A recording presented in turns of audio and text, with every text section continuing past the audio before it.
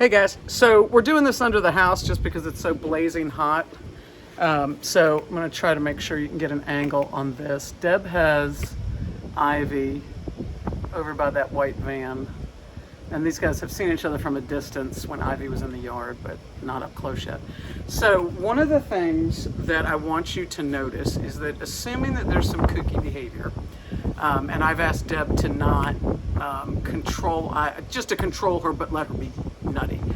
So we want Ivy to be a little nutballs. But what I want you to see me do, what I suspect I'm gonna do, is I'm gonna bring Ellie away. I'm gonna say the word here, and I'll explain that later when I see her with another video.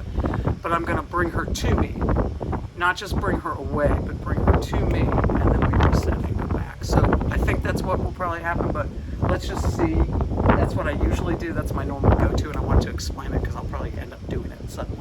Okay, so Deb, would you come out just by the tail end of the Jeep? Let's see. I think there's enough room.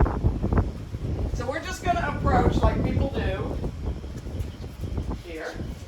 Good girl. Here. Good baby. Good baby. They're both remarkably calm. This is very calm for Ivy. Here. Here, baby. Good girl. So when I'm calling her to me with a here, we're not going too far, but what I'm doing is, here, babe, I put a little bit of pressure on her, and I say here. There's no urgency, there's no correction about it. But what I want to do is, she's very focused on Ivy. I just want to bring her focus back to me for just a second, just to reset her. Now, here's what we're going to do. For the sake of video, Deb and I are going to walk in a circle. But normally what I would say is anytime we introduce a dog, go for a short walk, even if it's a half a block. And then we do some butt sniffing. So let's see what happens with these two. I'm going to walk behind you, Deb, and just walk in a big circle. So as we're walking in a circle, Deb's job is just to keep Ivy moving. And I'm going to let Ellie get up there and do a little sniffy sniff. There we go. And now change direction, Deb. Now, Deb's going to let Ivy get up and do a little sniffy sniff in there. Let her out. There we go. Just a little sniffy sniff. So once we sniff each other, we tend to start getting more relaxed. Now you see me pulling her away from the face-to-face. I don't know that anything negative would happen in a face-to-face, but if there was going to be some snippy, that would be the time. It doesn't mean they're never going to get face-to-face, but I pull back and I let her go back in, and then I pull her back and I let her go back in, just to help her brain cells. So here we go. Go ahead and keep her still. Now I'm going to let her go in again. You see how she's standing right now with her back to Ivy? That's incredibly relaxed. Incredibly relaxed. Now, as we told you, Ivy is a very sweet dog, but she's also can be a rambunctious pup. Hey, Ellie, you want to meet her? So let's see what happens here. Here we go. So now, the face-to-face. That was the thing that might have caused an issue. What a lot of people would do now is be like, oh my God, we can't let them near each other. Not so.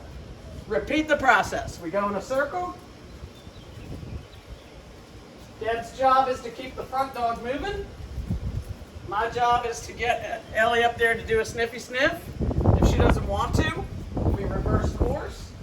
And now we let Ivy get a sniffy sniff. Back around.